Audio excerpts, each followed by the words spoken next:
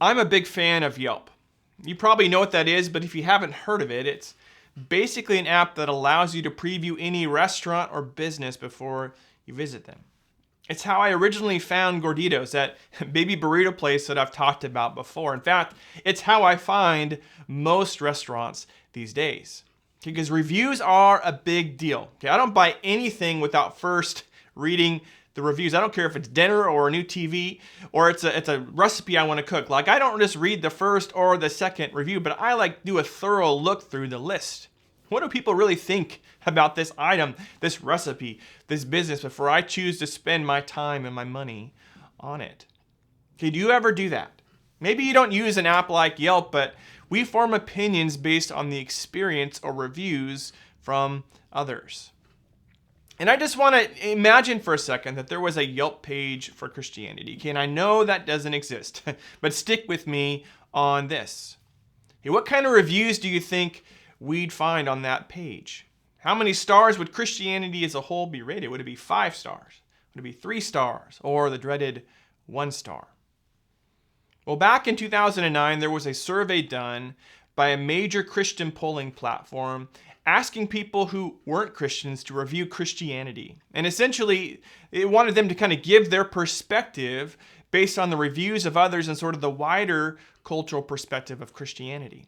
And they published the findings in a book called UnChristian. It came out in, like I said, 2009. And the results were not very flattering. Okay, here were sort of the 6 sort of overarching themes they found among the perspectives of those they polled. They saw Christians as hypocritical, right? We say one thing and do another, even while maintaining an air of moral superiority. Okay, number 2, too focused on getting converts. Outsiders wonder if we genuinely care about them and often feel more like targets than people. Number 3, anti-homosexual. Outsiders see us as bigoted and disdainful of gays and lesbians and working politically against them. Number 4, sheltered. Christians are thought of as old-fashioned, boring, and out of touch with reality. Okay, number 5, too political.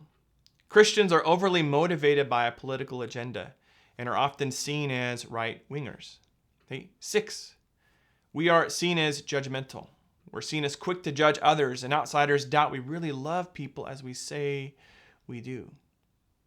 Your first thought when you read this list may be that, hey, that's not who Christians are at all.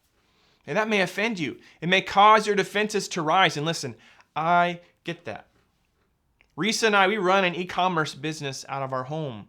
So we sell things online, and there are times when we get angry emails or negative reviews that reflect someone's wider experience with buying items online.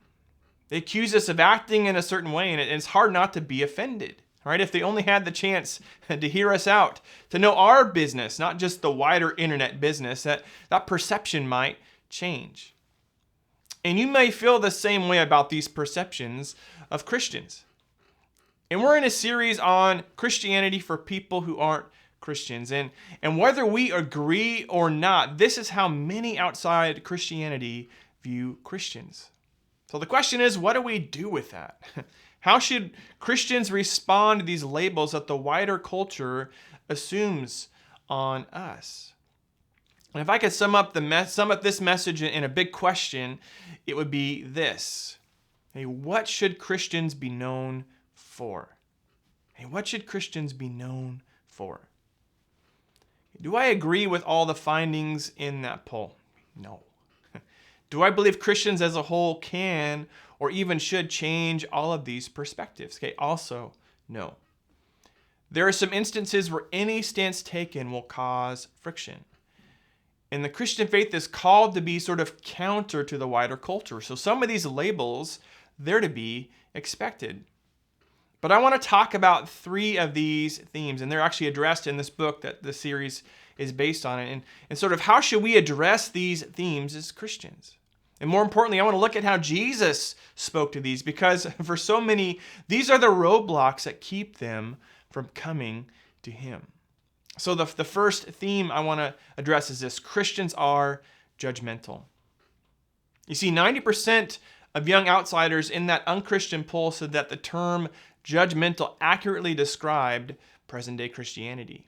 And this is, in fact, one of the biggest negative perceptions of Christians. And I think it's safe to say that we've all known someone who is the judgmental type, the people who kind of are prideful. They act morally superior and they sort of find fault with everyone else. And see, judgmental people, they lack compassion, they lack understanding, and lack grace toward other people's screw-ups. The judgmental, they seem more interested in sort of condemning people than helping people, and being right than doing right. And if you've ever encountered this spirit, you have every right to be repulsed by it, because it's a terrible thing to experience. And even more tragic is to find it among those who claim to be followers of Jesus. Because listen, we're supposed to be grace people. And here's what grace is all about, okay? It's that incredible commodity that sees us for who we really are, right? It sees us for who we really are, not just for our mistakes, our failures, and our flaws. It's the dispenser of forgiveness. It's the spirit that restores those who have fallen. All right, it's so amazing that we sing songs with titles like Amazing Grace. So it can be so incredibly confusing to discover that sometimes the last place that grace is found is with Jesus' people. Why does that happen? It's simple, okay? Some Jesus people are not very, I'm going to make this word up, okay, but not very Jesus-y. Because Jesus went out of his way to tell those who followed him, like he said, whatever you do, okay, don't judge people. And if you don't think he went out of his way to make this patently clear, like hear his words. I want to share this from the Sermon on the Mount, right? Jesus' most famous message. It's out of the gospel account of Matthew chapter 7, verses 1 and 2. Jesus said this, "Do not judge others, and you will not be judged. For you'll be treated as you treat others. The standard you use in judging is the standard by which you will be judged." So Jesus, what did he say here? He says, do not judge, period, right? That's God's job, not ours. And then, now to be fair, okay, sometimes when people say don't judge me, it's code for don't you dare say anything that I'm doing is wrong or bad in any way. And that's not what being judgmental is about.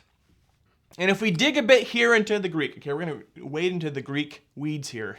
The word for judge in the New Testament has two meanings, just as it does in English. It can mean discerning between two things, as in I judge the red car to be in better condition than the blue one, right? If Jesus meant for us to avoid acts of discernment, it would render kind of all of his teachings, not to mention all of Scripture, meaningless. Okay, that's not what Jesus is talking about when he's talking about not judging. Okay, the second meaning of judge is this, is to sit in a place of superiority to condemn. Okay, this is the sort of judgment that Jesus warns against. He does not want us to condemn others, to pass final judgment on them. Because listen, this only serves to devalue and to diminish those made in the image of God. Okay, we may disagree with our neighbors, and we may discern another person or group to be wrong. But when that discernment, when it leads us to value our neighbor less, that is when we cross the line from discernment into judgment. And what helps kind of keep this all in perspective is an outrageous question that Jesus asks to sort of make this point in the next verse. Matthew chapter 7, verse 3 says this, "And why worry about a speck in your friend's eye when you have a log in your own?" Okay, that's such crazy imagery from Jesus. But listen, too often, we'd rather focus on the speck in someone else's eye than confront the log in our own. You see, Jesus is making a point with this question. It's much easier to judge someone else and wrestle with our own sin. When we make it a point to address our own brokenness, right? When we sort of experience, right, this grace accompanied by God's truth that allows us to then be able to discern and help others grow as well. A perspective of first dealing with the log in our own eye keeps us humble and dependent on Jesus. So when you see a judgmental spirit, you know you're not seeing what authentic Christian faith is all about. And it's no reason to reject the Christian faith because it's not part of the Christian faith. Okay, the next theme kind of ties directly into this as well. Here's the second one. Christians are hypocritical. 85% of young outsiders in this UnChristian poll had sufficient exposure to Christians and to churches that they could conclude that present-day Christianity was hypocritical. That was a label that fit. So first, what do we mean when we say hypocrite? Right? Where does that term come from? Have you ever seen masks that look like these? I've got a picture here for you. Okay, these were known as comedy and tragedy in ancient Greece, and they were actually, listen, all kinds of masks that they used back then in the ancient Greek theater, because actors, they would sort of wear these masks to kind of represent the character that they were portraying. They would either put on the mask or they would hold it up on a pole, and they would sort of speak from behind the mask to say their lines. It was kind of before we have the amazing CGI graphics of today. This was their version of that. But do you know that the Greek word for one of those actors literally meant behind the mask? And the Greek word was hypocrites, which is where we get our word, hypocrite. And see, Jesus took hold of this word and he used it in a way that no one had ever before. He borrowed it from theater and he applied it to people who were spiritual actors. And in the gospel account of Matthew chapter 23, Jesus shares what we call 7 woes or warnings to the religious elite. And in some ways, it's kind of in the book of Matthew, it's kind of a direct contrast to the Beatitudes at the beginning of that Sermon on the Mount that we referenced a minute ago. Here's a sample of what Jesus warned as he spoke to what these spiritual actors look like. This is out of Matthew 23, starting in verse 25. What sorrow awaits you, teachers of religious law, and you Pharisees, hypocrites! For you are so careful to clean the outside of the cup and the dish, but inside you are filthy, full of greed and self-indulgence. You blind Pharisee, first wash the inside of the cup and the dish, and then the outside will become clean too. Another woe, what sorrow awaits you, teachers of religious law, and you Pharisees, again, hypocrites! For you are like whitewashed tombs, beautiful on the outside, but filled on the inside with dead people's bones and all sorts of impurity. Outwardly, you look like righteous people, but inwardly, your hearts are filled with hypocrisy and lawlessness. So ouch, right? That's some pretty tough words from Jesus. But what he identifies here as hypocrisy is the life that is only focused on the exterior. Okay, when we, in a sense, put on the spiritual mask, when it benefits us, then other times we take that off when we're just kind of living our lives. Or we swap out masks depending on the situation we're in, like an actor would in the theater. And you can imagine how that can be a damaging view of Christianity for people on the outside. Right? If Jesus was against hypocrisy, then why does that label get placed on Christians? So many times, I've heard things like, I don't want to say I'm a Christian, or I don't want to become a Christian, or I don't want to go to church as if I'm a Christian, or even I don't want to be baptized and go public as a Christian. And then there's this sort of like tag because, and I kind of always wait for it because I know it's coming, I don't want to be a hypocrite. And here's sort of the thinking behind those who make these statements, that being a follower of Jesus means being perfect. And then on the flip side, being a hypocrite means saying you're a Christ follower and then not being perfect. So since nobody wants to be a hypocrite, they think it's best to kind of not associate themselves with Christians, right?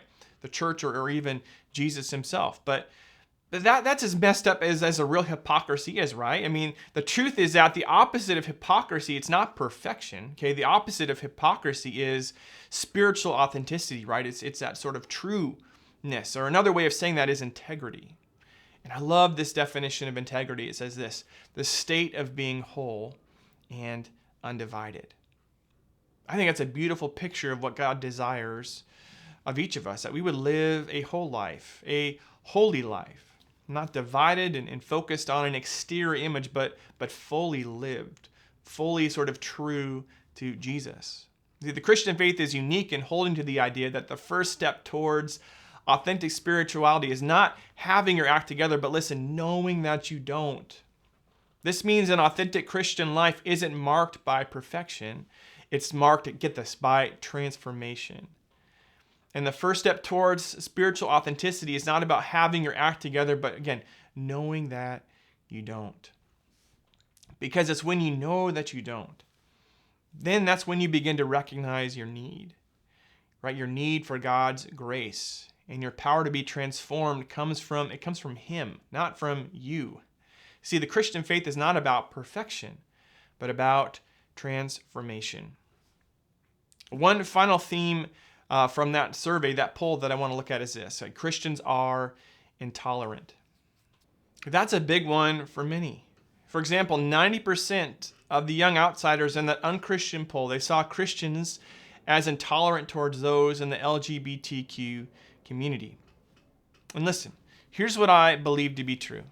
And we affirm as a Free Methodist Church, that's the denomination we are a part of. We believe this is that God cares deeply about every human being on this planet.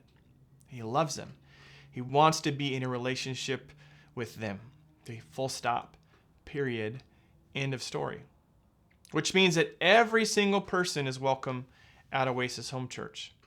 They will be accepted, they'll be loved, they'll be cared for. But here's where it gets tricky. And it's tricky for any number of lifestyles. If you want to make acceptance also mean affirmation, then that's a different conversation. It's one that we're happy to have, but listen, it's a different conversation. And listen, the invitation to you is to figure out where you stand with Jesus and how He applies to your life. Do you believe He is who He said He was or not? And after you figure that out, you have two choices. Okay, either first you'll choose to reject Him, which makes all other questions irrelevant, and the conversation is essentially over because you've rejected the entire Christian faith. So that's one response. Or a second response is this: you can accept Him and then begin exploring what He had to say about all kinds of things in your life.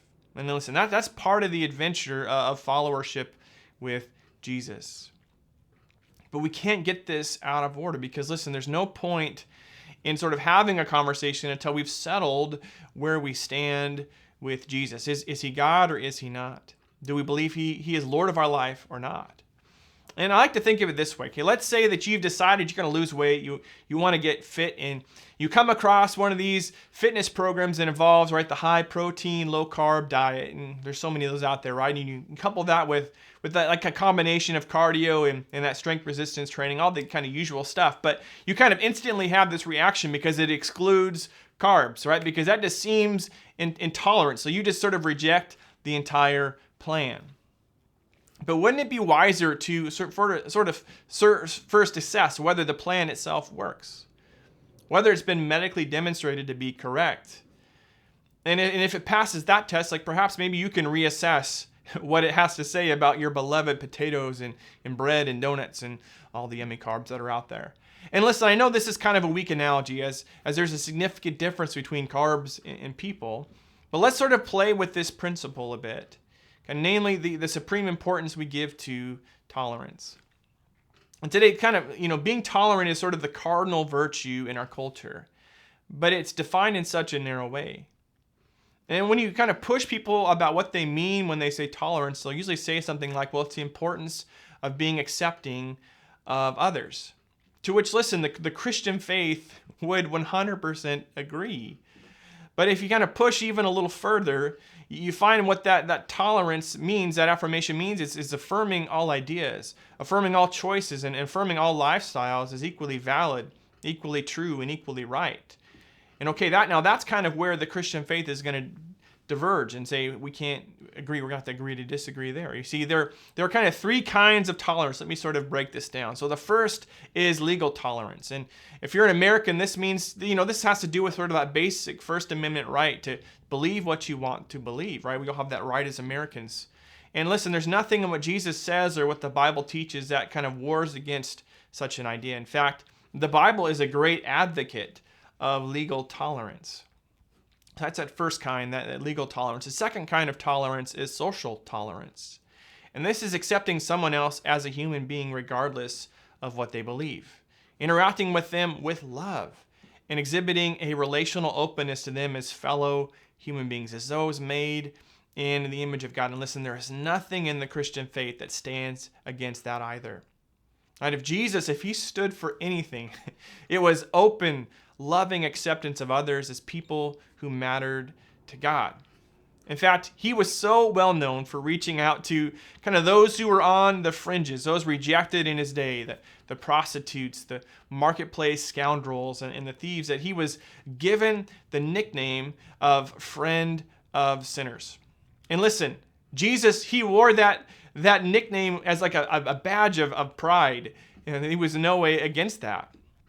Okay, then there's this third kind of tolerance. There's the legal, there's the social, but the third kind is what we call intellectual tolerance.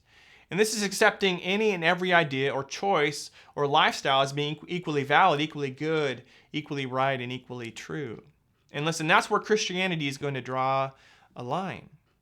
And I think in truth, we all do.